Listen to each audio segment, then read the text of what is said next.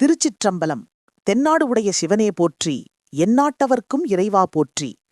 இன்று நாம் காண்பது திருவெம்பாவையின் 10வது திருப்பாடல்.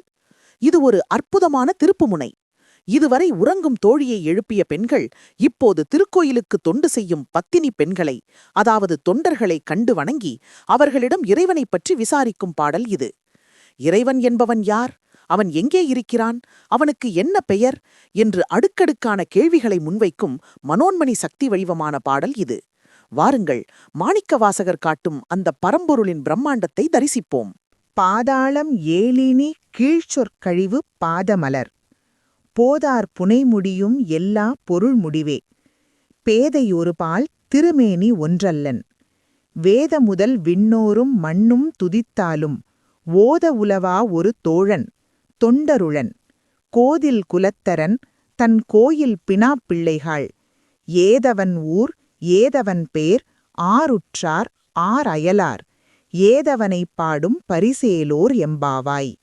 இந்த ஆழமான பாடலின் எளிய பொருள் இதோ. கோது இல் குலத்து அரண் தன் கோயில் பினாப்பிள்ளைகள் குற்றமற்ற சிவபெருமானின் குலத்தை சேர்ந்த கோயிலில் தொண்டு செய்யும் பெண்களே. பாதாளம் ஏழினும் கீழ் சொல் கழிவு பாதமலர். எம்பெருமானின் திருவடிகள் 7 பாதாள லோகங்களுக்கும் கீழே சொல்லுக்கு அடங்காத ஆழத்தில் உள்ளன. போதார் புனை முடியும் எல்லா பொருள் முடிவே. அவனது மலர் அணிந்த திருமுடியானது அனைத்து பொருட்களுக்கும் மேலான முடிவாக, அதாவது எல்லையாக உள்ளது. பேதை ஒரு பால், உமையம்மையை ஒரு பாகத்தில் கொண்டவன். திருமேனி ஒன்றல்லன், அவன் ஒரே ஒரு உருவம் கொண்டவன் அல்லன், அதாவது பல வடிவங்களை எடுப்பவன். வேத முதல், வேதங்களுக்குத் தலைவன். ஓத உலவா ஒரு தோழன் அவன், எவ்வளவு புகழ்ந்தாலும் தீராத பெருவை கொண்ட ஒற்றற்ற நண்பன் அவன். தொண்டர் உளன், அடியவர்களின் உள்ளத்தில் வாழ்பவன். ஏது அவன் ஊர், ஏது அவன் பெயர்? அப்படிப்பட்டவனுக்கு சொந்த ஊர் எது, பெயர் எது? ஆர் உற்றார் ஆர் அயலார்? அவனுக்கு உறவினர் யார், பகைவர் யார்? ஏது அவனை பாடும் பரிசுவான் என்ன? சொல்லுங்கள். இங்கே ஒரு சுவையான நாடகத்தை கவனியுங்கள். பாவை நோன்பிருக்கும் பெண்கள் கோயிலில் திருத்தொண்டு செய்யும் பெண்களை பார்க்கிறார்கள். அவர்களை பினாப்பிள்ளைகள் என்று அழைக்கிறார்கள். தொல்காப்பியம் பெண்களை பினாவா பேடை என்று அழைப்பதை உரையாசிரியர்கள் இங்கே சுட்டிக்காட்டுகிறார்கள்.